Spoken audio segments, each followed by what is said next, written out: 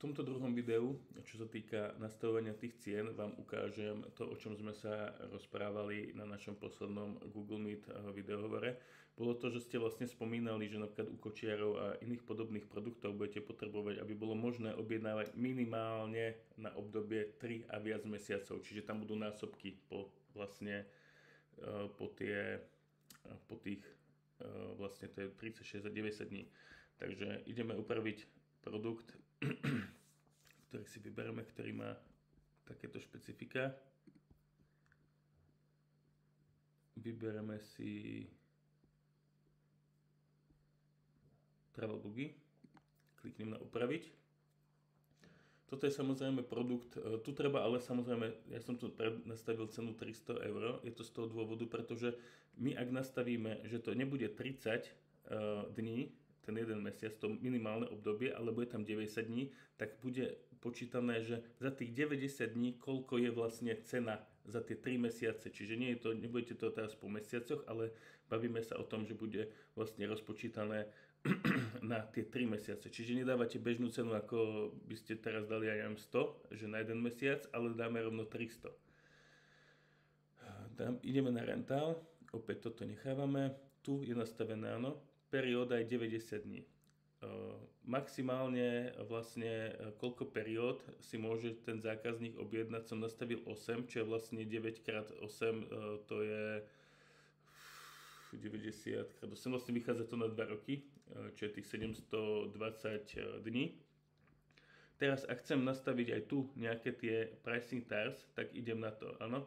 Tu potrebujem dať, aby bolo nad 90 dní, bude 10%, teda minus 10%.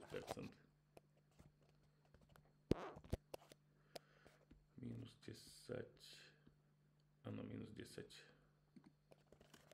Percentá tam vlastne sú, automaticky percentá nepridávam.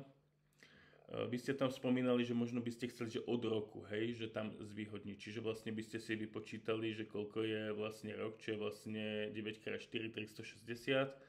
Tak by sme dali, že dobre, dáme 90, môžeme dať aj pol roka teraz, čiže 180, dáme minus 20%, samozrejme ceny si budete môcť meniť, ja to len simulujem. Dáme ďalšiu, dáme už rovno 360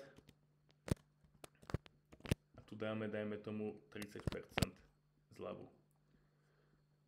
To je všetko, ďalej nepridávame nič, toto je na dosiahnutie toho, čo chceme. Dám aktualizovať. Chvíľku počkáme, kým sa to celé načíta. A teraz vlastne kliknem na ten daný produkt cez tento trvalý odkaz. To už je jedno, či by ste šli cez stránku a preklikali sa tak to je to jednoduchšie a rýchlejšie.